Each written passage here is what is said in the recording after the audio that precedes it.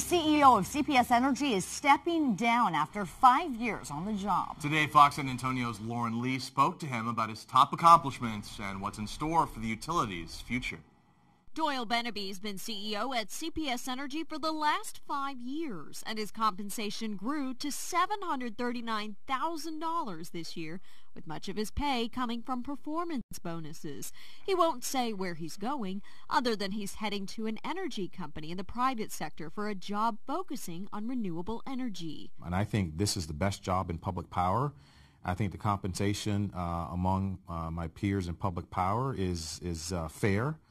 And that was never an issue for me. Calling CPS Energy the best job he's ever had, Benaby sees a bright future in the growth of renewable energy. There's a high ceiling here in terms of the type of companies that we can attract to continue to build on the new energy economy and the ecosystem here. In 5 years with the public utility, CPS Energy became #1 in the state for solar generation and 7th in the nation.